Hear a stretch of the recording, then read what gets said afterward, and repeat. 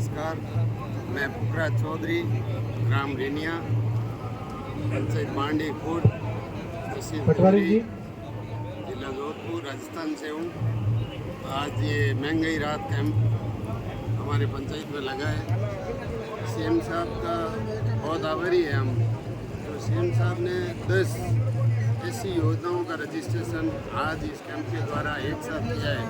कई लोगों के चिरंजीवी का बन गया बीमा, बाकी कई योजनाओं में जुड़े हुए नहीं थे, आज उनको सब फायदा मिल रहा है एक ही जगह।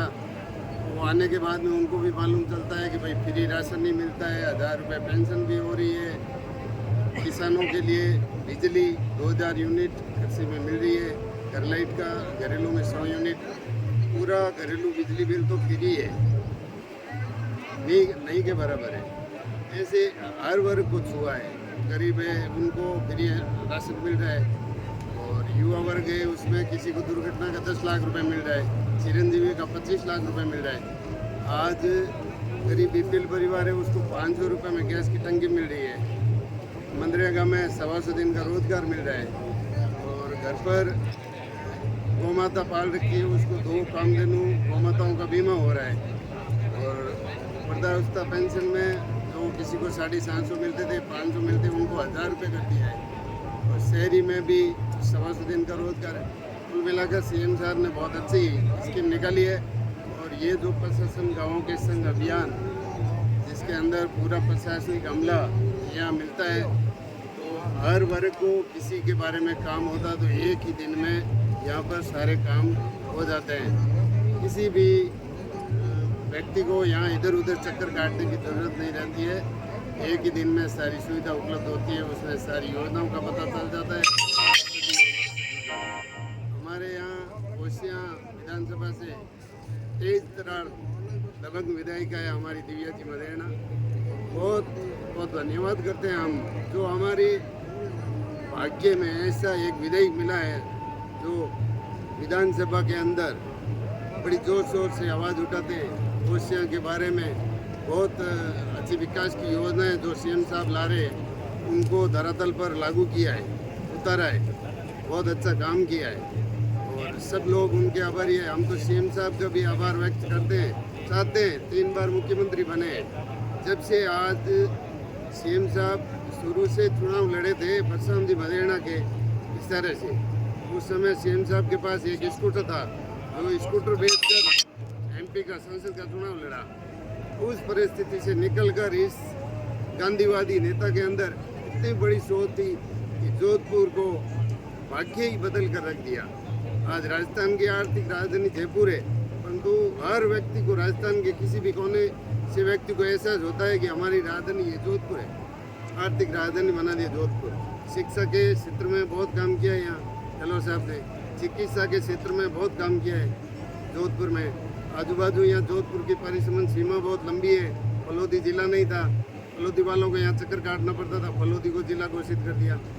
तो चिकित्सा के बारे में, शिक्षा के बारे में उनको भी यहाँ लाभ मिलेगा जोधपुर आने से। जोधपुर में विकास के 4 चांद लगा दिए हैं, इतना अच्छा काम किया है। आप खुद एमपी रहते हुए विदेश मंत्री रहे थे, इंदिरा गांधी के नज़दीक, सोच अच्छी, सोच के धनी है। सबसे व्यक्तित्व इनका अच्छा यही है, ये दूरदर्शी सोच वाले नेता हैं जो आगे की पहले ही भाप लेते हैं और सोच लेते हैं। जोधपुर के अंदर पानी की सब्जियाँ थी, हमारे मताने से पानी जाता था जोधपुर, तभी दूरदर्शी नेता है। इंदिरा जी के समय इंदिरा गांधी नहर का यहाँ अवलोकन करवा कर यहाँ पहुँचा दी, पूरे जोधपुर को हिमालय का मीठा पानी पिला रहे। हमारे भी महिपाल जी मदेना साहब 2008 में चुनाव लड़े, तब कैबिनेट मंत्री बने थे, जल संसाधन मंत्री। तभी उन्होंने हर महिला के वादा किया था, हर महिलाओं के शीश से घड़ा उतराऊंगा, हिमालय का मीठा पानी पिलाऊंगा। तो अशोक गहलोत साहब ने भी इनमें बखूबी साथ दिया। और हमारे यहाँ मांडी पंचायत की परिसमन सीमा के अंदर बहुत बड़ा जल योजना का निर्माण करवाया, और उसी से 3 पंचायत समितियों तहसीलों में पानी जा रहा है। यहाँ से गोपालगढ़, ओसियाँ, बिल्लाड़ा, यहाँ से पूरा पानी की सप्लाई होती है, हिमालय का मीठा पानी पीने के लिए जाता है। ऐसी बहुत सारी योजनाओं को पहले ही भाप के, समय से पहले ही, मांग से पहले ही धरातल पर उतार दिया है। मैं तो चाहता हूँ 3 बार सीएम रहे राजस्थान के, और हम दुनिया पे इनके बहुत इतने आभारी हो चुके हैं। अगली बार हमारा सीएम भी ये हो और आगे आने वाले में पीएम भी ये हो। हम तो ऐसे व्यक्ति के बहुत बहुत आभारी है।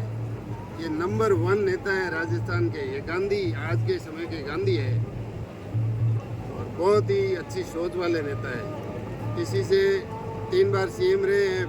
पहली बार सीएम बने थे अकाल की परछाया में 5 साल का कार्यकाल निकाला। विपक्ष वालों ने आरोप लगाया था कि ये कलंकी व्यक्ति है, अकाल बढ़ गए, इनके आने से किसान बहुत दुखी हो गए। दूसरे कार्यकाल में किसानों के बारे में बहुत अच्छा सोचा और विद्युत के बारे में इन्होंने अच्छा काम किया।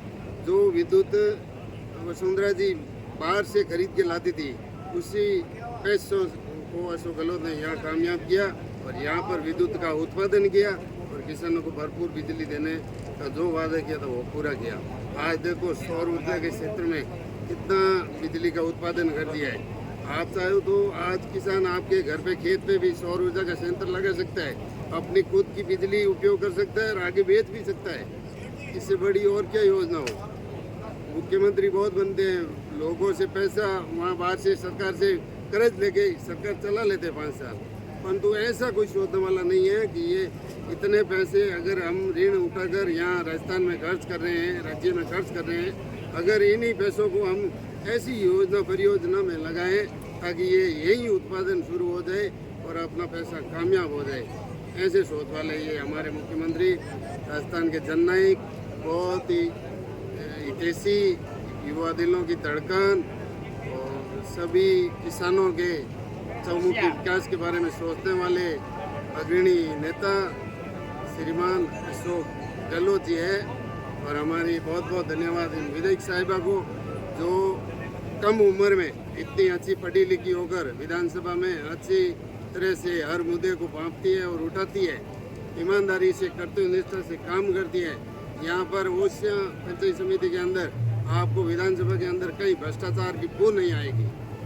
और यही यहाँ पर हर जगह पुलिस वाले कहीं पे चौराहे पे खड़े हो जाते थे, हर गाड़ी वालों को परेशान करते थे, कई अधिकारी हर व्यक्ति को भटकाते थे, काम नहीं होता था समय पर।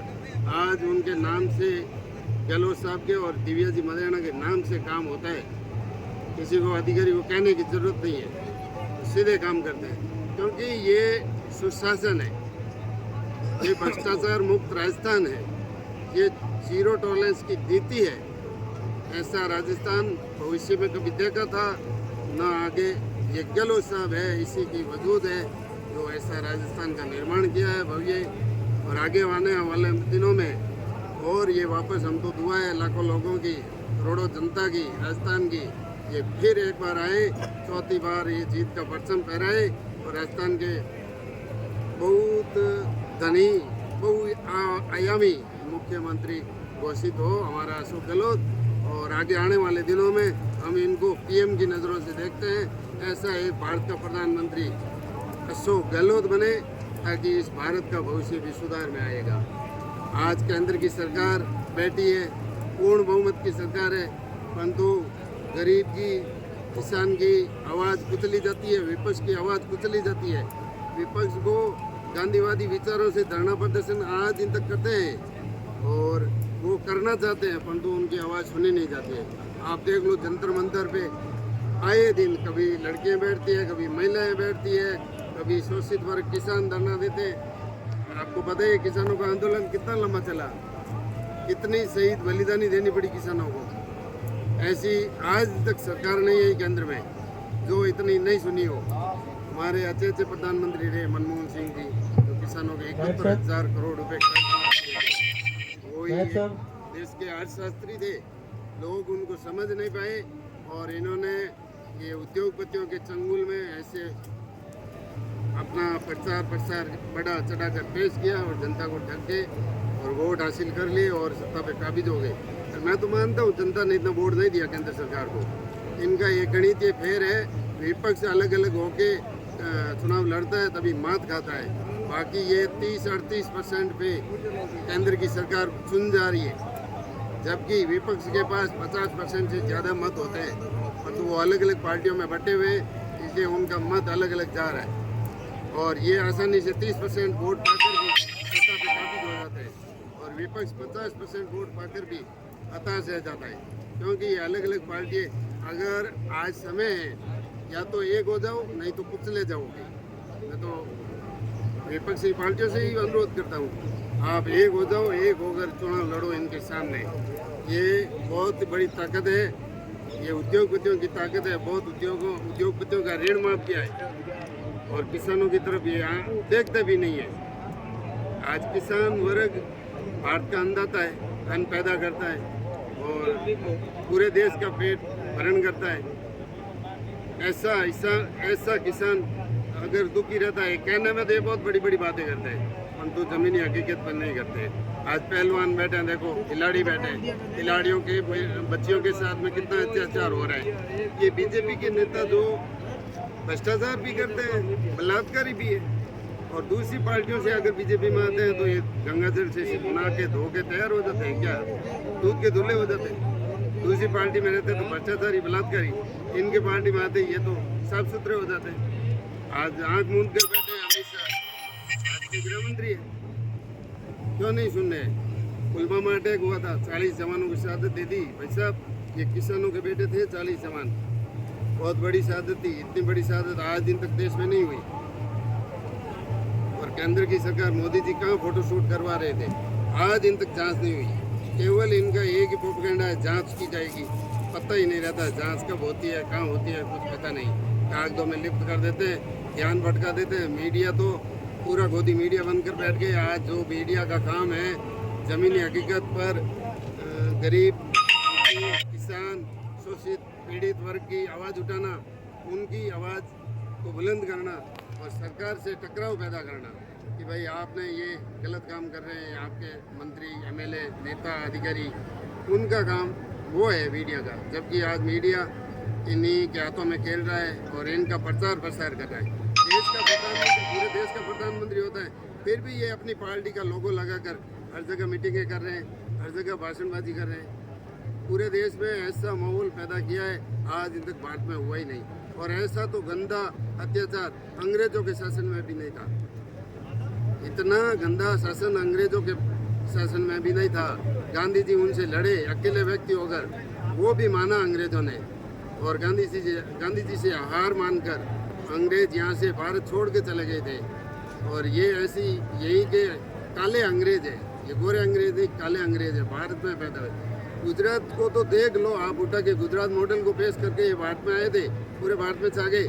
परंतु गुजराती जितने भागे हैं यहाँ से, भारत से, इतने बड़े बड़े उद्योगपति पैसा खाकर भारत से भागे, वो सब गुजराती है। और इनके ऊपर कांग्रेस पार्टी के पूर्व अध्यक्ष राहुल गांधी जी ने एक बात कह दी थी चुनाव प्रचार में कि भाई ये मोदी वाले ही, मोदी नाम के वाले ही बाहर क्यों भागते हैं, इतना बड़ा घोटाला क्यों करते हैं। उनके कारण उनकी तो सदस्यता रद्द कर दी संसद भवन में, बाहर निकाल दिया उनको, उनका घर भी छीन लिया। परंतु मोदी जी को कहना चाहता हूँ मैं, मोदी जी याद रखना, इंदिरा गांधी 1984 के अंदर, उनसे पहले इंदिरा जी गांधी जी से भी घर छीना था, इंदिरा जी ने भी घर छोड़ा था, वो उन्हीं का आज पोता है, वो भी घर छोड़ रहा है। और पूर्ण बहुमत की सरकार बनी थी इंदिरा जी की वापस, और यही होने वाला है। आगे आने वालों में देख लेना दिनों में, ये गांधी परिवार वापस फिर सत्ता में आएगा और इस भारत में अच्छा सुशासन मिलेगा, शासन मिलेगा। और जनता ये तरस चुकी है, जो मांग कर रही है। आज ये अलग अलग पार्टियों में बटी हुई जनता वोट खराब कर रही है। एक दिन वो आएगा, पूरा विपक्ष एकजुट होकर मत देंगे, एक प्रत्याशी के सामने एक प्रत्याशी खड़ा करेंगे। उस दिन ये कहीं नहीं रहेंगे, भारत में नाम मात्र नहीं रहेंगे। इनके अंदर अच्छे नेता थे, अटल बिहारी वाजपेयी अच्छे नेता थे, जिनको इंदिरा जी को ही अटल बिहारी जी कहते थे। दुर्गा है ये, इंदिरा नहीं दुर्गा है। और अटल जी को इंदिरा जी ने अपना भारत का प्रतिनिधित्व करने के लिए विदेशों में भेजा था सम्मेलन के अंदर। उसमें गुण थी अटल जी की योजना है प्रधानमंत्री ग्राम सड़क योजना, हर गांव को खाली कमर से जोड़ा, अटल बिहारी की योजना थी। बहुत अच्छा योजना चली, परंतु उनको तो दरकिनार कर दिए। अटल बिहारी वाजपेयी के जितने भी उनके नेता थे, लाल कृष्ण आडवाणी, साइड में धनकरनाथ, मुरली मनोहर जोशी, सुषमा स्वराज, अरुण जेटली, वो तो चले ही गए। ऐसे कितने ना जाने नेता थे, उनको सब अलग कर दिया। ये एक उद्योगपतियों का 2 व्यक्तियों का ग्रुप बनकर आया है और पूरे भारत को कंट्रोल कर लिया है। उद्योगपतियों के हाथ में है देश, मोदी जी के, अमित शाह के हाथ में देश नहीं है, आज उद्योगपतियों के हाथ में देश है। धन्यवाद। हाँ, मैं धन्यवाद देता हूँ अशोक गहलोत जी को। आप जिस स्वच्छता से लड़ाई लड़ रहे हैं, आज विपक्ष के लिए आवाज़ उठाने में एकमात्र आप हो, सबकी निगाहें आप पर है। आप ऐसे ही डटे रहे, आपको चौथी बार सीएम राजस्थान की जनता बनाएगी। उसके बाद में आपको हम आगे मांग करते हैं, प्रधानमंत्री पद के लिए तैयार रहें। आपको प्रधानमंत्री भी ये भारत की जनता बनाएगी। बहुत बहुत धन्यवाद देते हैं। ऐसी योजनाओं से जनता की दुआ लगती है और बहुत अच्छे काम हो रहे हैं जनता की, और जनता आपको दुआ देगी। ऐसे अच्छे काम निरंतर करते रहें, आगे बढ़ते रहें।